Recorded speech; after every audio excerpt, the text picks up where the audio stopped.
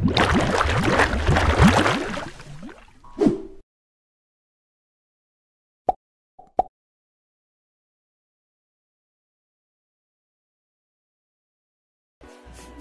7 अप्रैल 2019 को एमजीडी क्लासेस में नए सेशन का पहला टेस्ट हुआ है।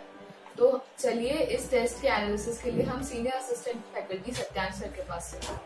आज मैथ्स गुरुदेव क्लासेस के नए सेशन का पहला टेस्ट हुआ है और इस टेस्ट में जैसे कि मैथ्स गुरुदेव क्लासेस का रिकॉर्ड रहा है कि हर टेस्ट जो होता है वो 2 पार्ट में होता है, पार्ट 1 और पार्ट 2। पार्ट 1 में हम बोर्ड पे ओरिएंटेड क्वेश्चन देते हैं जो कि जैसे बोर्ड में जैसे करने वैसे, और पार्ट 2 में हम फंडामेंटल ऑफ मैथमेटिक्स से क्वेश्चन देते हैं जो कि ऑब्जेक्टिव होते हैं और जिससे कि बच्चों का ब्रेन डेवलपमेंट हो और कंप्रिहेंसिव स्किल्स डेवलप हो उस वजह से। तो जैसा मैंने पेपर देखा और पेपर काफी ही मॉडरेट पेपर था, है ना। ऐसा पेपर था कि अगर बच्चे ने क्लास अटेंड करी तो वो आसानी से इस पेपर को अटेम्प्ट कर सकता है और अच्छे मार्क्स ला सकता है।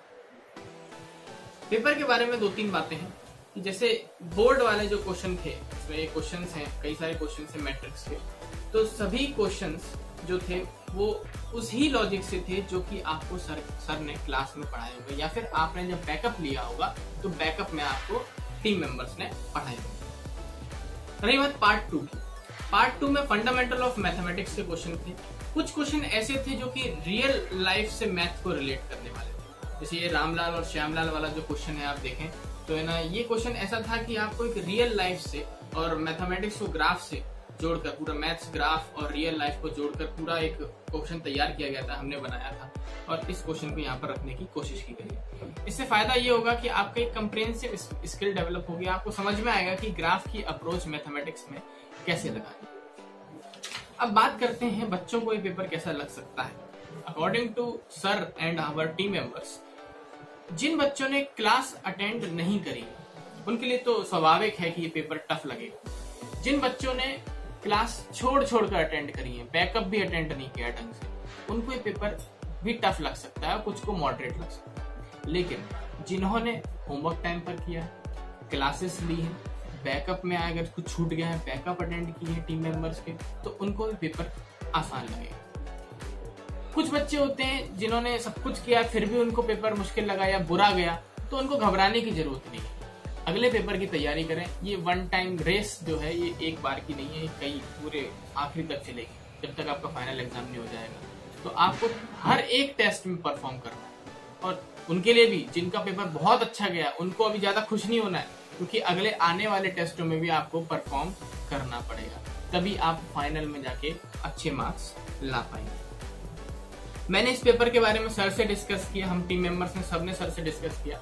तो अकॉर्डिंग टू आवर एनालिसिस, जिस बच्चे के 35 मार्क्स के ऊपर मार्क्स आ रहे हैं 40 में से, पार्ट 1 में 35 के ऊपर मार्क्स आ रहे हैं, वो मान सकता है कि उसने अच्छा परफॉर्म किया है। रही बात पार्ट 2 की, तो जिसने 10 में से 7 क्वेश्चन सही किए वो मान सकता है कि उसका FOM वाला पार्ट अभी जितना हमने पढ़ाया है वो अच्छा है।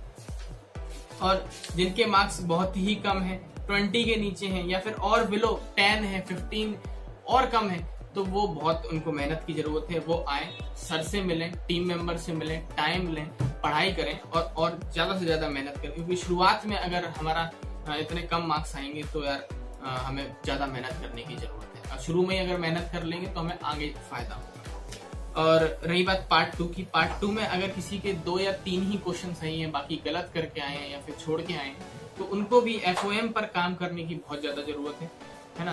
तो आपको काम करना पड़ेगा और हम उसके लिए पीछे नहीं हटेंगे। हम में से किसी भी टीम मेंबर से, सर से आप डाउट पूछ सकते हैं आके, जब आपको टाइम दिया जाता है व्हाट्सएप ग्रुप पे, है ना। आप आके टाइम लीजिए और पूरा पेपर एनालिसिस करिए। पेपर क्या, आप शीट से डाउट पूछिए, सबसे पूछिए, लेकिन अगले टेस्ट में जिनका पेपर अच्छा नहीं गया, अगले टेस्ट में उनको परफॉर्म करना है। इनफैक्ट सभी को परफॉर्म करना है, जिनके मार्क्स अच्छे नहीं भी आ रहे हैं या फिर जिनके मार्क्स अच्छे आ रहे हैं, उन सभी को परफॉर्म करना है। और कंसिस्टेंसी होनी चाहिए अच्छे वाले बच्चों के लिए, जो अच्छा पढ़ते हैं, जिनके मार्क्स अच्छे आ रहे हैं, उनको कंसिस्टेंसी पूरी मेंटेन करनी चाहिए। और बस अपडेटेड रहें। All the very best for another exam, next exam, है ना। और थैंक यू।